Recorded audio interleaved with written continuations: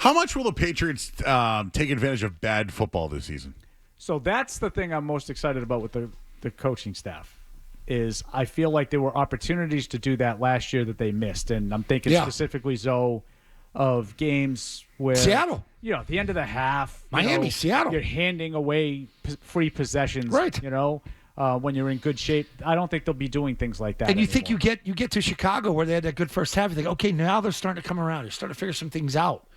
You got to eliminate. They've got to eliminate their bad football first before they take advantage of other Right, but people's bad football. there are going to be mistakes. There are definitely holes in the roster. Like you talked about the pressure on Will Campbell up front. Yeah. So they're going to give up a sack and get behind the chains and have to punt. Yeah. But it doesn't have to mean Play good defense on the other side. You're punting away the chance to win the game. Right. So I do feel like they'll be in better situations. Clock Joe. management. Clock management.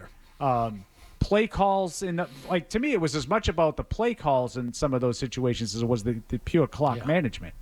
Sure. We're gonna slow it down. We're gonna make this the last possession of the half until it's 3rd and 12. Then we're gonna throw. Yeah. And give the other team a free possession with 45 seconds to go get a late field goal. Like that kind of stuff, I think will be minimized. So one of the quotes, and Karen Guregian had a write-up of on Mass Live, quote, "What I've tried to tell the players is right. I don't know if we're good enough to take advantage of bad football teams. I'm unsure." He went on to say, "We're undefeated right now, but if we can just work towards taking advantage of bad football and being good enough to, when somebody makes a mistake, capitalizing on it." I think they have enough experience on the coaching staff to know when to take advantage. And hopefully, I'm not big on the Josh McDaniels thing, only because nobody was knocking on his door. But what I think he is good at is taking if it's there, take it, right? The other thing he's good at is risk, meaning turnover-worthy plays. Yeah. So I think if they can manage that against mistakes, they will have success. I agree. If you find a way, if you're playing against teams that are, I was talking about all the different teams that they face that I think Patriots fans think they're going to have an edge against. Cleveland, Tennessee, Giants. When you're playing against those teams, if you win the turnover battle, or at least it's even. You protect the football, you're going to have an opportunity to win every one of those games. You want to give a team that's equal or lesser in talent than you want to give them extra opportunities, you're going to lose. Yep. Because you're not good enough to overcome that. The margin for error is still small, like it has been the last couple of years. But I think you're right about McDaniels too, Joe, to include him in this. He's risk averse. He's not going to put the ball in harm's way unless he has to. Yep. I'll just bring this up. I've been a hater of the offensive coordinator for years. Like, easy. A hater? Yeah, he's Josh a hater. McDaniels? Yeah. He hated Billy. He hates Josh. Yeah. The reason why is good reason. So you don't like the offense because it's the same offense. No. I'll say this. I thought Mac Jones' last second year, I thought Matt Patricia improved, and I thought Mac Jones improved. So I think you're out of your mind. I know, but Mac Jones did have a good final 4 weeks. That's a fact. He did. Mac Jones handed the ball off 27 times in a row in a game they were losing 24-7 against Buffalo. Correct. Late in that season. It was the most maddening offensive approach I've ever watched. I'm completely convinced they wanted to lose the game by the fewest amount of points possible rather than trying to win it. Correct. I love your pushback, by the way. I mean that as like that game is obviously struck a nerve with me because that game still. It was like Kansas City too. They didn't even. Kansas City was the same. Yep. We don't want to give up on numbers against our defense. They didn't even try to win games. You're right. They were just trying to lose by the fewest amount of points possible. Didn't they play Jared Stidham in that game too? If I'm not mistaken, or was that the wrong game? That was a Monday night game where they just kind of. But I get what you mean. The game though. was in COVID, and that was Brian Hoyer started, and Stidham I think came in. But my point is, I know that Belichick wanted Patricia to come back. And it didn't happen. They just brought Bill O'Brien in. I hated the move. It never worked out. He was suspect. It never worked out.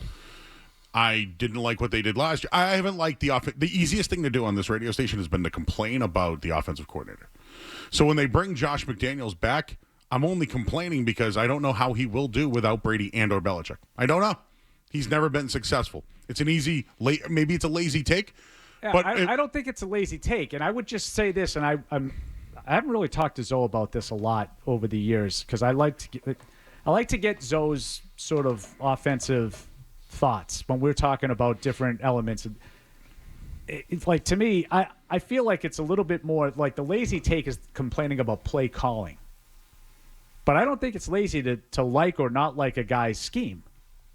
And I think the Patriots offense obviously has been wildly successful for 25 years. The schemes that they did starting, it's that Ray Perkins, Ron Earhart offense that Charlie Weiss had, and, it went into Josh McDaniels and Billy O'Brien. They all had a lot of success with it. If you don't like that scheme now, maybe you think maybe the time has come that's kind of passed it by a little bit. That, to me, is an argument to be made. I like it because of the protections. Is a little overrated. Yeah, I like it because of the protections. You're allowed to correct things up at the line of scrimmage if you see something. Switch the protection, make different line calls. Get some extra help there, not just like, hey, we're going to run what we call. Like that West Coast, let's play fast, we're going to call it, like, we're going to run it. Yeah, that becomes more problematic when you don't have guys that can't think on a run. I've been doing. It's interesting. I've been doing some research. I've been down on McDaniels, and it's been an easy take for me to just say, hey, why? I thought Thomas Brown would have been their guy. I thought he was qualified to be the guy. They got them both, so it's probably good. But as I look into it, like the Patriots, Drake May was 33rd amongst quarterbacks last year in yards per completion. Like, that needs to be higher. But when I look at McDaniel's track record, he's gotten a lot of yards per completion. Like, even with Jimmy Garoppolo and Carr and other guys. So I do think that there are some positives for McDaniels being here. And the number one thing, I think, is turnovers for Drake May. If we're going to attack Drake May on anything, yeah, he's got one win. But he has high-risk plays. But when I looked into it, McDaniels has gone downfield a lot more than just the open guy. So maybe they're going to change that here in New England this year. I we'll see what the offense ends up morphing into. Their offense in general has been very slot-heavy. The yards, the air yards on throws has not been overly high. Even with, obviously the 07 kind of era there was a little bit of an outlier. Prior to that and sort of after that, it was a little bit more, just the precision of Tom Brady. Right. That's my concerns, though, is you said, like, the West Coast requires you to, if you can't think quickly on your feet, right. it's hard because if something breaks down, there's no checks. Sure.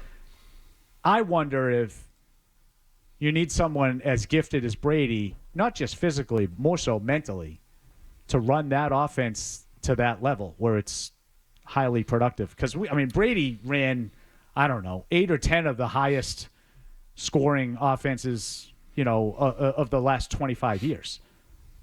But to me, that was Brady. Yeah. Not the scheme. A lot of it was Tom. Hey, if you like that clip, check out more videos from Zolak and Bertrand right here. For more Patriots analysis and opinion, hit this playlist. And for all the latest from the Sports Hub, download the app at 985thesportshub.com.